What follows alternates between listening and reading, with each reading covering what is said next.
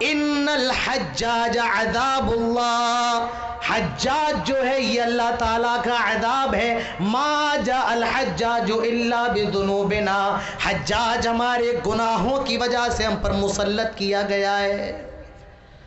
معلوم یہ چلا جب مسلمان گنہگار ہو جائیں، جب مسلمان پاپ کے دلدل میں پھنس جائیں، جب مسلمان بددین ہو جائیں، بدکار ہو جائیں، اللہ تعالیٰ ان کو ذلیل بھی کرتا ہے اور اللہ تعالیٰ ظالم اور جابر بادشاہ کو ان کے اوپر مسلط فرما دیتا ہے. اور نیک عمل کرنے لگے، نمازوں کی پابندی کرنے لگے، رمضان کے روزے رکھنے لگے، برائیوں سے بچنے لگے، زکوٰۃ دینے لگے، صدقہ کرنے لگے. میرے بھائیو، اللہ نے ایمان کے بعد فوراً عمل کا ذکر فرمایا ہے. لکھتے رہو، نوٹ کرتے رہو، قلم کاغذ لائے ہو لکھ لو، موبائل میں ریکارڈ کر لو، ذہنوں میں بسا لو. آج ہم مسلمان نہیں ہیں.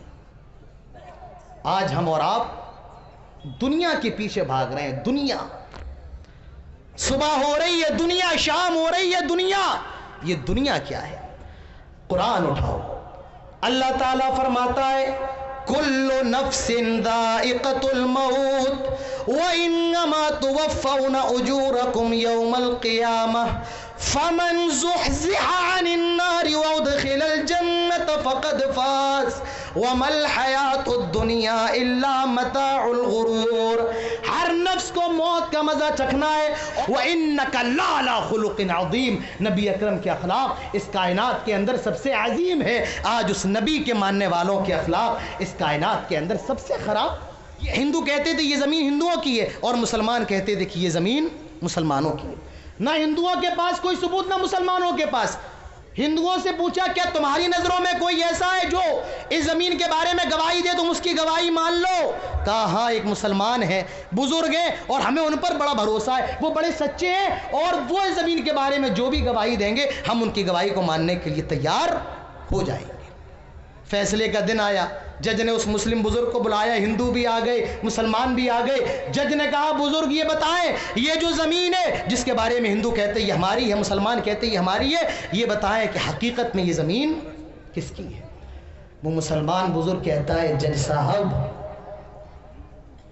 حقیقت یہ ہے کہ یہ زمین جس کے بارے میں ہندو اور مسلمان دعویٰ کر رہے ہیں، یہ زمین بسم اللہ الرحمن الرحیم. السلام علیکم ورحمۃ اللہ وبرکاتہ.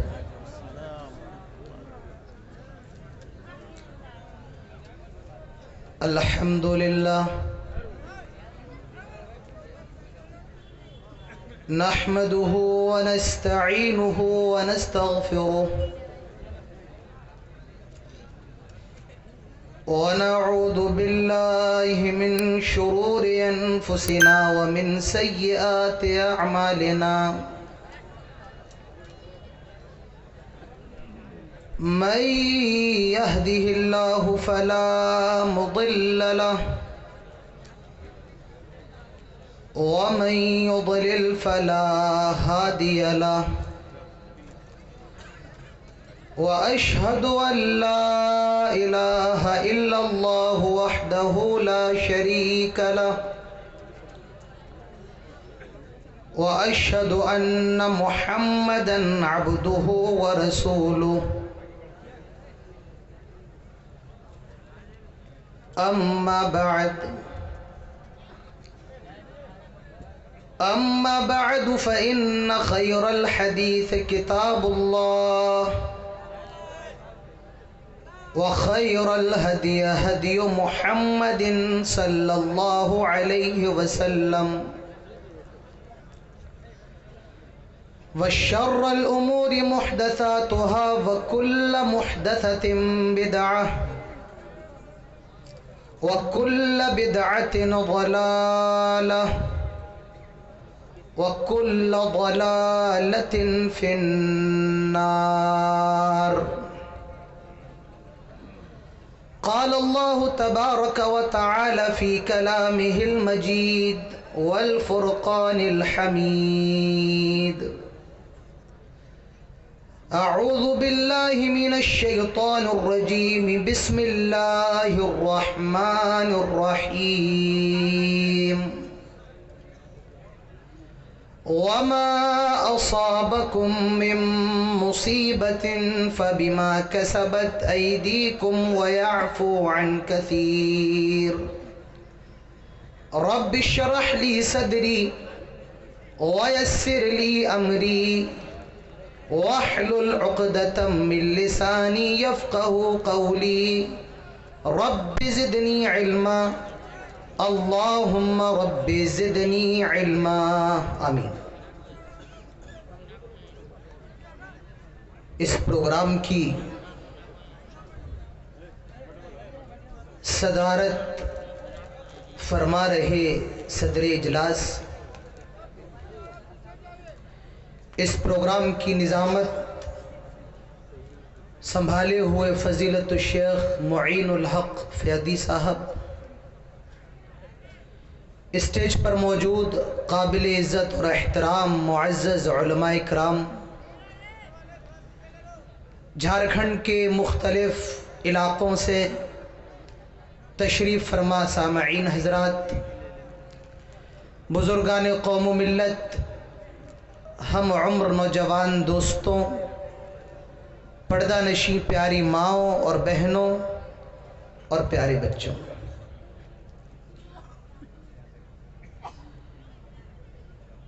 سب سے پہلے تمام قسم کی تعریف و توصیف، کبریائی اور بڑائی، عزت و بزرگی صرف اور صرف اللہ رب العالمین کے لیے لائق اور زیبا ہے، جو احکم الحاکمین رب العالمین مالک یوم الدین ہے اور جو علی کل شیء قدیر ہے۔ بعدہ درود و سلام ہو تمام نبیوں پر، تمام رسولوں پر بالعموم، اور بالخصوص ہمارے اور آپ کے محبوب نبی، آخری نبی، شفیع المومنین، سید الاولین والآخرین، امام المرسلین، جناب محمد الرسول اللہ صلی اللہ علیہ وسلم پر اللہم صلی وسلم وبارک علیہ۔ جامعہ سلفیہ قمر الہدا، نور الہدا وکلیہ خدیجہ بنت خویلد للبنات کے زیر اہتمام ہونے والے اس اجلاس عام میں دوسری مرتبہ آنے کا موقع ملا۔ پچھلے سال کے مقابلے اس سال پروگرام کو اور بڑھایا گیا، پنڈال میں اور وسعت کی گئی، اور لوگوں کا ہجوم میری نظروں کے سامنے،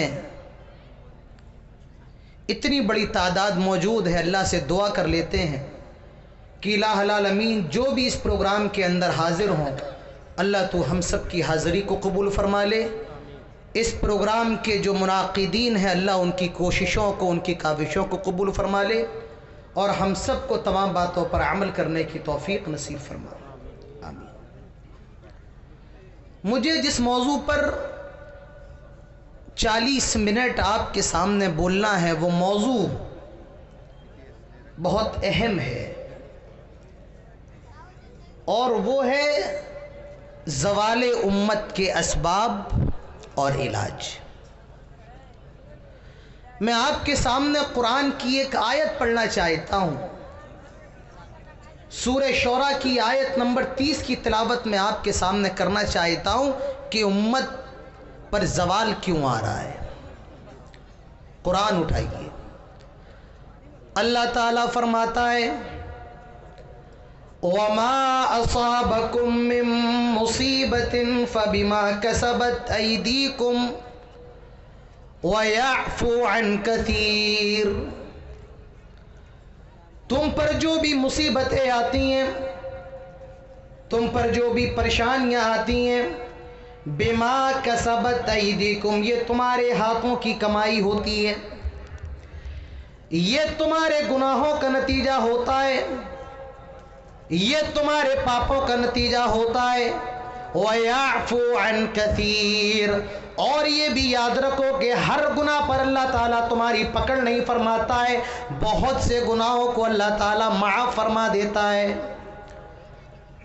اللہ تعالیٰ سورہ روم میں فرماتا ہے ظَهَرَ الْفَسَادُ فِي الْبَرِّ وَالْبَحْرِ بِمَا كَسَبَتْ أَيْدِي النَّاسِ. آئے لوگوں، اس خشکی کے اوپر اور تری کے اوپر تمہیں جو فساد نظر آ رہا ہے، تمہیں جو بگاڑ نظر آ رہا ہے، بِمَا كَسَبَتْ أَيْدِي النَّاسِ، یہ انسانوں کے اپنے ہاتھوں کی کمائی ہوتی ہے. میرے بھائیوں، ہم اور آپ قرآن کی ان دونوں آیتوں کو اپنی نظروں کے سامنے رکھیں اور اس سوال کا جواب تلاش کرنے کی کوشش کریں کہ آج ہم پریشان کیوں ہیں، آج امت مسلمہ پر ظلم و ستم کے پہاڑ کیوں توڑے جا رہے ہیں، آج ہمارے اوپر ظلم و ستم کیوں کیا جا رہا ہے.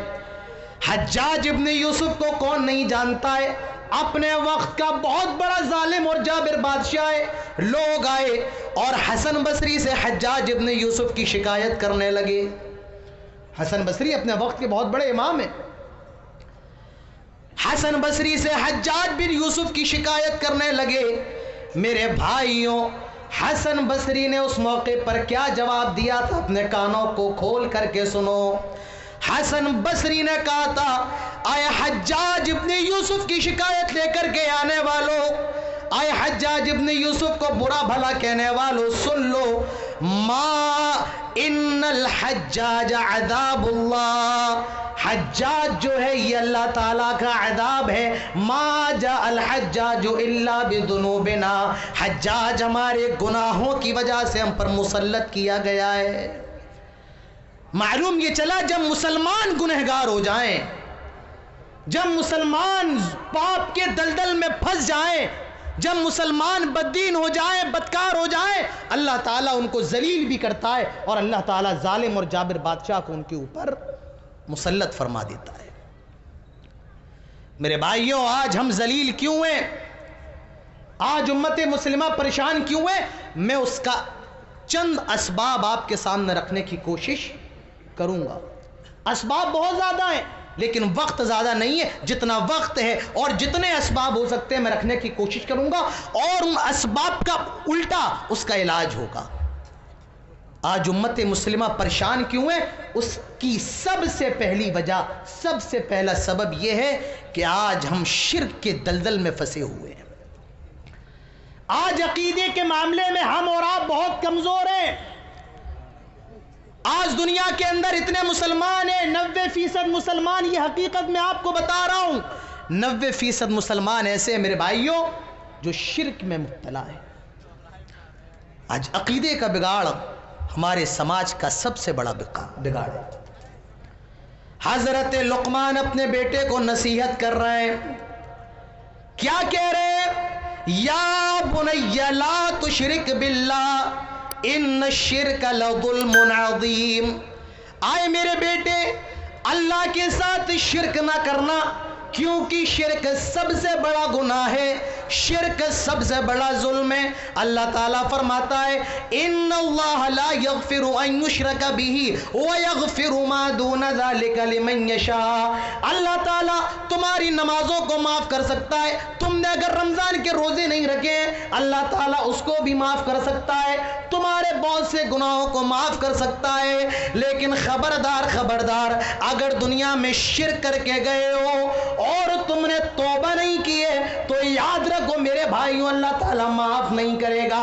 تو معلوم یہ چلا شرک سب سے بڑا گناہ ہے. آج حالات دیکھ لیں، ہر آدمی شرک میں مبتلا ہے.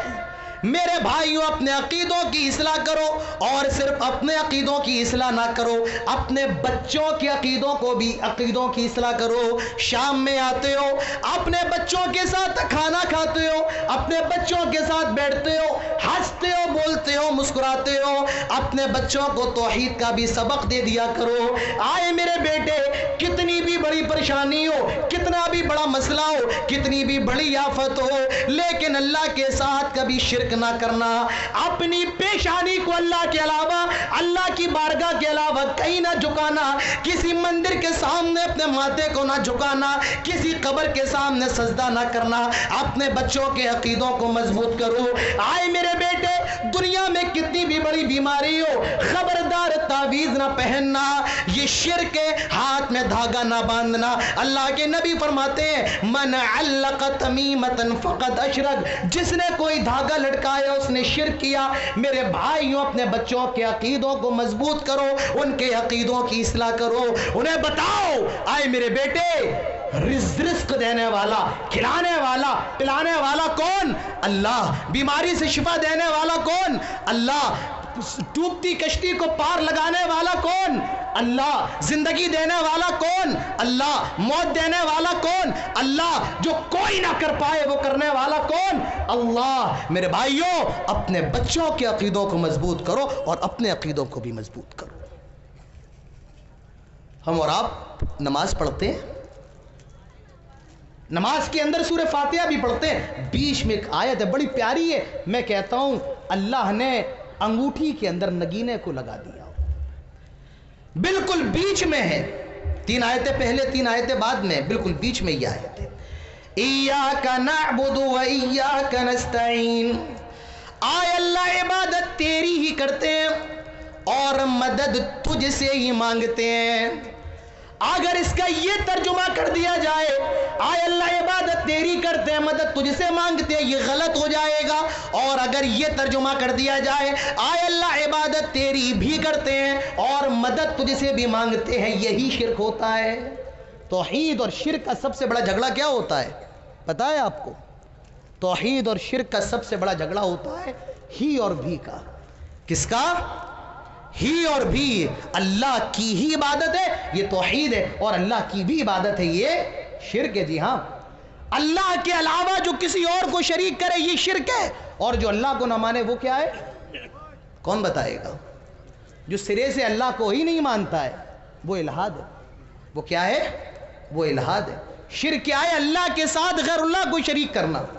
ہم اور آپ جب حج کرنے جاتے ہیں تلبیہ پکارتے ہیں، لبیک اللہم لبیک، آئے اللہ ہم حاضر ہیں، تیرا کوئی شریک نہیں ہے، ہم حاضر ہیں۔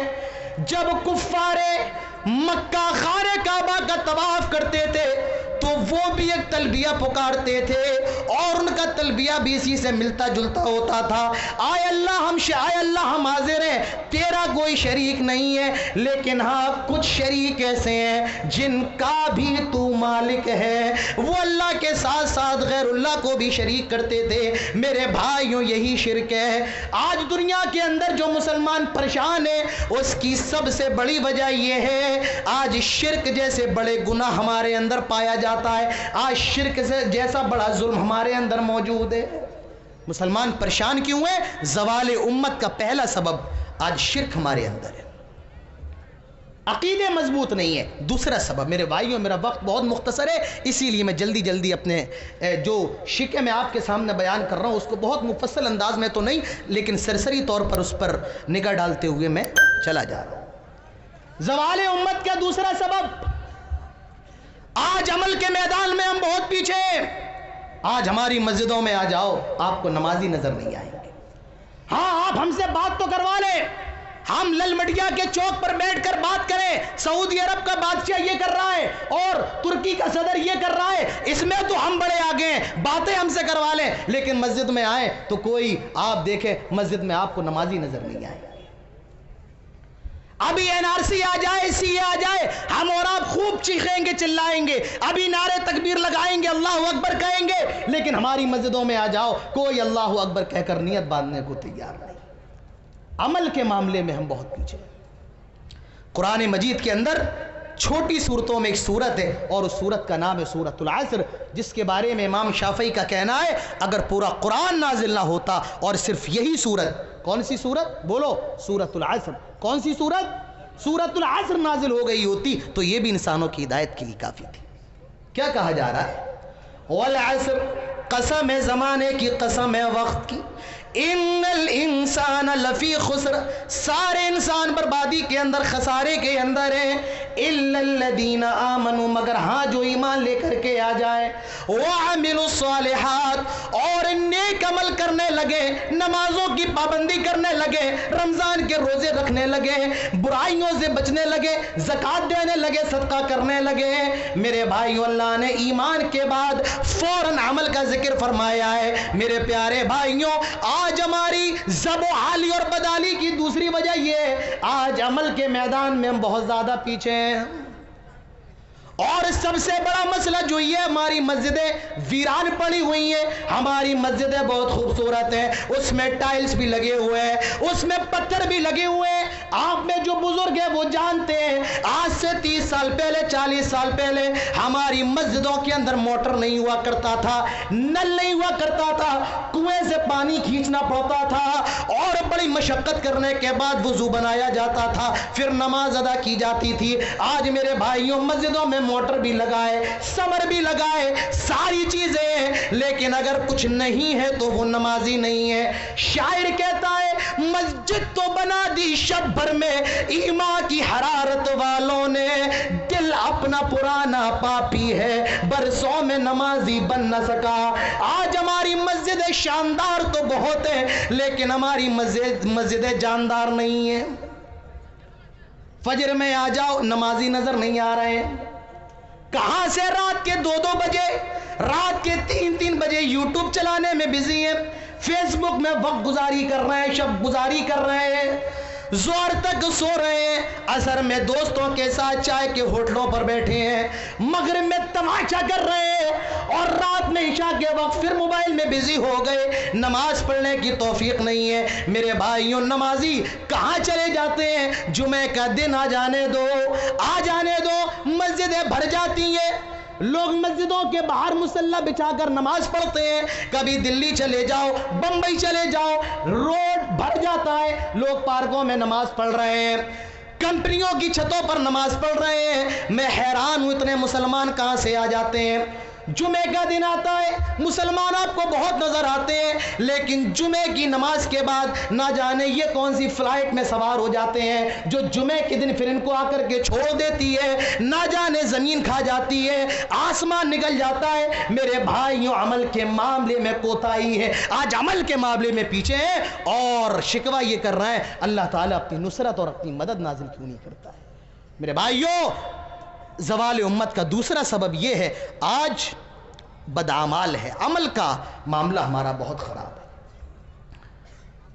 زوال امت کا تیسرا سبب، لکھتے رہو، نوٹ کرتے رہو، قلم کاغذ لائے ہو، لکھ لو، موبائل میں ریکارڈ کر لو، ذہنوں میں بسا لو، آج ہم مسلمان نہیں ہیں۔ یہ اپنے گھر لے کر کے جاؤ، نیما کلا کے جلسے میں آئے ہو، بیٹھ گئے، بازار ٹہل لیے اور چلے گئے، کوئی مطلب نہیں ہوا آنے کا، یہاں آئے ہو تو کچھ لے کر کے جاؤ۔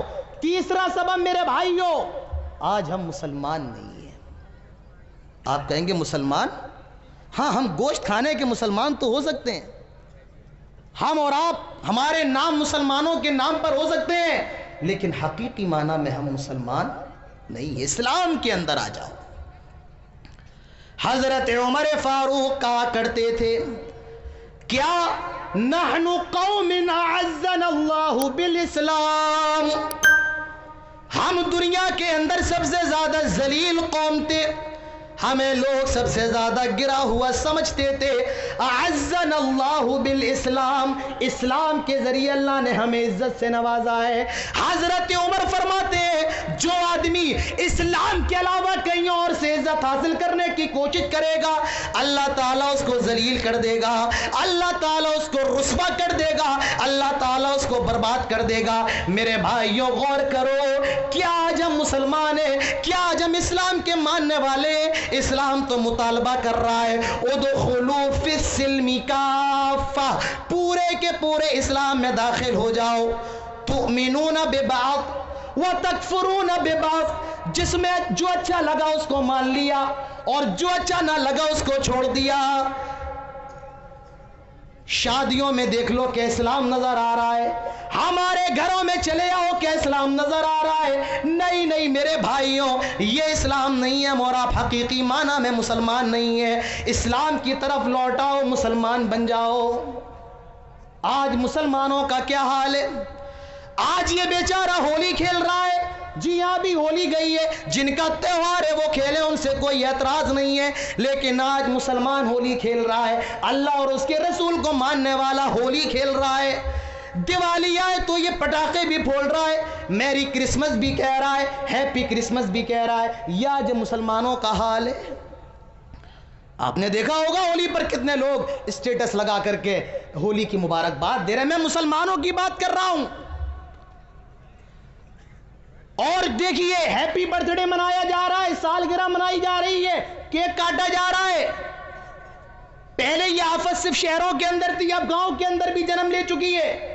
میں اس بحث میں نہیں پڑھ رہا ہوں کہ برتھ ڈے منانا حلال ہے یا حرام ہے، میرے بھائیوں میں آپ سے بس یہ کہہ رہا ہوں، اللہ کے رسول کی زندگی میں ان کی کئی سالگرہ آئیں، اللہ کے رسول کے بچوں کی سالگرہ اللہ کے رسول کی زندگی میں آئیں، نہ آپ صلی اللہ علیہ وسلم سے یہ عمل ثابت ہے، نہ صحابہ سے ثابت ہے، نہ تابعین سے، نہ تبع تابعین سے، نہ اسلاف امت سے، نہ ائمہ سے، کسی سے یہ عمل ثابت نہیں ہے۔ میرے بھائیوں، وہ دین کے معاملے میں ہم سے زیادہ محتاط تھے، وہ دین کو ہم سے زیادہ سمجھنے والے تھے۔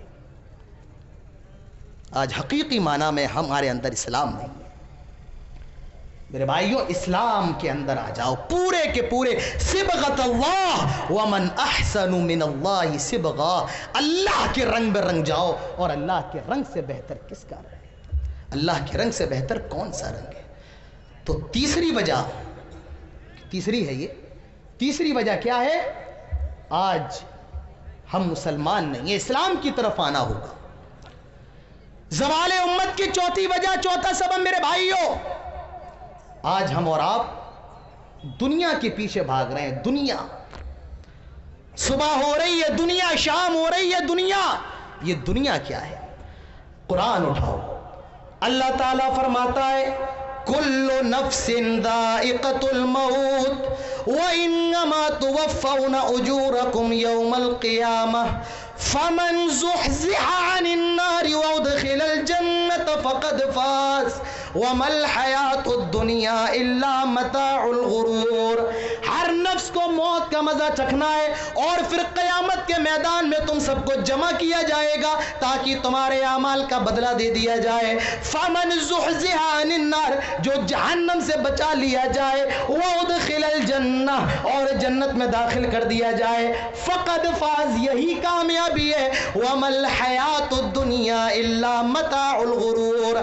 آئے نیما کے لوگوں، آئے گوڈا کے لوگوں، یہ تمہارے گھر، یہ تمہارے محل، یہ تمہارے بنگلے، یہ تمہاری گاڑی، یہ تمہارا بینک بیلنس، یہ تمہارے کاروبار، یہ سب کیا ہے؟ وما الحیاۃ الدنیا الا متاع الغرور۔ یہ مکھی کا پر ہے، یہ پانی کا بلبلا ہے، یہ مکڑی کا جالا ہے، یہ دھوکہ ہے، فریب ہے، فراڈ ہے۔ وما الحیاۃ الدنیا الا متاع الغرور۔ کس دنیا کے پیچھے بھاگ رہے ہو؟ یہ دنیا کیا ہے؟ حدیث کے اندر آتا ہے، اللہ کے پیارے نبی جناب محمد الرسول اللہ صلی اللہ علیہ وسلم ایک راستے سے گزر رہے ہیں، ایک بکری کا مرا ہوا بچہ امام کائنات کو نظر آیا۔ نبی اکرم رک جاتے ہیں، سارے صحابہ رک جاتے ہیں۔ اللہ کے نبی اس بکری کا جو مرا ہوا بچہ ہے، جس کے جسم سے بدبو پھوٹ رہی ہے، جو سڑا ہوا ہے، گلا ہوا ہے، اللہ کے نبی اس کا کان پکڑتے ہیں اور اپنے صحابہ سے کہتے ہیں، آئے میرے صحابہ، کون ہے جو یہ بکری کا مرا ہوا بچہ مجھ سے 1 درہم میں خریدے گا؟ ارے آپ خرید لیں گے 1 روپے میں؟ اگر آپ کی نظروں کے سامنے کوئی مرا ہوا بکرا یا بکری کاٹ دے اور آپ سے کہے کہ آپ 1 روپے میں خرید لیں، میرے بھائیو ایمان سے بتاؤ آپ خرید لیں گے؟ آپ کہیں گے مولانا صاحب 1 روپے تو دور کی بات ہے، اگر آپ فری میں دیں گے تب بھی ہم لینے کے لیے تیار نہیں ہوں گے۔ فری میں بھی لینے کے لیے بولو تیار نہیں ہوں گے۔ صحابہ کہتے ہیں 1 درہم فری میں بھی نہیں لیں گے۔ میرے بھائیوں، اس وقت امام کائنات کے جو الفاظ تھے یہ اپنے ذہنوں میں بٹھا لو۔ اللہ کے نبی نے اس موقع پر فرمایا تھا، آئے میرے صحابہ، یہ جو بکری کا بچہ ہے جو تمہاری نظر میں اتنا زیادہ حقیر اور گرا ہوا ہے، لَلدُّنْيَا أَهْوَنُ عَلَى اللَّهِ مِنْ هَذَا عَلَيْكُمْ، یہ جو دنیا ہے اللہ تعالیٰ کی نظر میں اس بکری کے مرے ہوئے بچے سے بھی زیادہ گئی گزری ہے، اس کی اوقات اللہ کی نظر میں اس بکری کے مرے ہوئے بچے سے بھی زیادہ بیکار ہے۔ میرے بھائیوں اور آپ کس دنیا کے پیچھے بھاگ رہے ہیں؟ کون سی دنیا؟ یہ 4 دن کی چاندنی، یہ 4 دن کی صحت، یہ 4 دن کی مستی، یہ 4 دن کا تماشا، یہ دنیا کیا ہے میرے بھائیوں؟ یہ دنیا دھوکہ ہے۔ اللہ کے نبی نے اس دنیا کو کیسے جیا؟ حدیث کے اندر آتا ہے نام رسول اللہ علی حسیر، اللہ کے نبی کھجور کے پتوں کی بنی ہوئی ایک چٹائی پر لیٹے ہوئے ہیں۔ جب آپ سو کر کے فارغ ہوئے، صحابہ کی نگاہ پڑتی ہے، امام کائنات کی پیٹھ میں اس چٹائی کے نشانات موجود ہیں۔ صحابہ کہنے لگے لَوِ اتَّخَذْنَا لَكَ وِطَاءً، آئے اللہ کے نبی آپ اگر اجازت دے ہم آپ کے لیے ایک بستر کا انتظام فرما دے، آپ کے لیے عمدہ بستر بنوا دیں۔ میرے بھائیوں، میرے نبی نے فرمایا تھا مالی وللدنیا انا کراکب استظل تحت الشجرہ راح ثم ترکها، آئے میرے صحابہ میرے لیے اس دنیا میں کیا ہے؟ میں تو ایک مسافر کی طرح ہوں، ایک درخت نظر آیا، آرام کرنے کے لیے اس کے نیچے لیٹ گیا اور پھر چل دیا، اس درخت کو چھوڑ دیا۔ اسی لیے حضرت عبداللہ ابن عمر کہا کرتے تھے اذا امسیت فلا تنتظر الصباح، جب صبح ہو جائے تو شام کا انتظار نہ کرو، واذا اصبحت فلا تنتظر المساء، اور جب صبح ہو جائے تو شام کا انتظار نہ کرو۔ اللہ کے نبی فرماتے ہیں کن فی الدنیا کانک غریب او عابر سبیل، آئے لوگو دنیا میں ایسے رہو جیسے تم انجان ہو یا راستے سے گزر رہے ہو۔ میرے بھائیوں، یہ دنیا کیا ہے؟ یہ دنیا دھوکہ ہے، دھوکہ ہے، دھوکہ ہے۔ آج مسلمان جو ذب و حالی کا شکار ہے، اس کی دوسری وجہ پیسہ۔ دنیا صبح ہو رہی ہے، دنیا شام ہو رہی ہے، دنیا آنکھیں کھول رہا ہے، دنیا آنکھیں بند کر رہا ہے، دنیا۔ ایک حدیث پڑھتا ہوں، اس کے بعد انشاءاللہ بات ختم کرتا ہوں۔ اللہ کے پیارے نبی ارشاد فرماتے ہیں یوشک الامم ان تدع علیکم کما تدع الکلۃ الی قصعتها، ان قریب ایک ایسا زمانہ آئے گا کہ ساری قومیں مسلمانوں تم پر ٹوٹ پڑیں گی، پڑ پڑیں گی۔ کس طرح؟ کما تدع الکلۃ الی قصعتها، جس طرح بھوکے لوگ دسترخوان کو دیکھ کر کے ٹوٹ پڑتے ہیں۔ میرے بھائیوں، آج ہماری اور آپ کی یہی حالت ہے، آج ساری دنیا ہم پر ٹوٹ پڑی ہے۔ صحابہ کہتے ہیں وَمِن قِلَّةٍ نَحْنُ يَوْمَئِذٍ، آئے اللہ کے نبی کیا اس دن ہماری تعداد کم ہوگی؟ اللہ کے نبی فرماتے ہیں بل انتم کثیر، تمہاری تعداد بہت زیادہ ہوگی۔ میرے بھائیوں، آج دنیا کے اندر سب سے زیادہ تعداد عیسائیوں کے بعد مسلمانوں کی ہے۔ آج ہمارے پاس تقریباً 60 ممالک ہیں، پیسے کی کمی نہیں ہے، وسائل کی کمی نہیں ہے۔ میرے بھائیوں، ہمارے پاس کسی بھی چیز کی کمی نہیں ہے، لیکن اوقات کیا ہے؟ اللہ کے نبی فرماتے ہیں وَلَكِنَّكُمْ غُثَاءٌ كَغُثَاءِ السَّيْلِ، سمندر کے پانی کے اوپر جھاگ ہوتا ہے، اسی جھاگ کی طرح تم ہوگے، اور اللہ تعالیٰ تمہارے دلوں کے اندر وہن ڈال دے گا۔ وَمَا الْوَهْنُ یا رسول اللہ، اے اللہ کے نبی یہ وہن کیا ہے؟ یہ کمزوری کیا ہے؟ فرمایا الوہن حب الدنیا وکراہیت الموت، جب تمہارے اندر دنیا کی محبت اور موت کا یہ وہن کیا ہے؟ دنیا کی محبت ہے اور موت سے نفرت ہے۔ یعنی مسلمانوں، جب تمہارے اندر دنیا کی محبت ہوگی اور موت سے تم نفرت کرو گے تو مسلمانوں دنیا کے اندر تمہیں ذلیل کیا جائے گا۔ میرے بھائیوں، آج ہم پیسے کے پیچھے بھاگ رہے ہیں، یہ دنیا 4 دن کی ہے۔ میرے بھائیوں، مرنے کے بعد آپ کا پیسہ بھی کام نہ آئے گا۔ وہ دوست جن کے ساتھ آپ چائے کی چسکیاں لیتے ہیں وہ بھی آپ کو قبر میں مٹی دے کر کے آ جائیں گے۔ آپ کی اولاد بھی 4 گھنٹے سے زیادہ آپ کی لاش کو گھر میں رکھنا گوارا نہیں کرے گی۔ آپ کی بیوی بھی 4 دن روئے گی، خاموش ہو جائے گی۔ میرے بھائیوں، اگر مرنے کے بعد کچھ کام آنے والا ہے تو وہ آپ کی نیکیاں ہیں، وہ آپ کا نیک عمل ہے۔ آج دنیا کے اندر مسلمان پریشان کیوں ہیں؟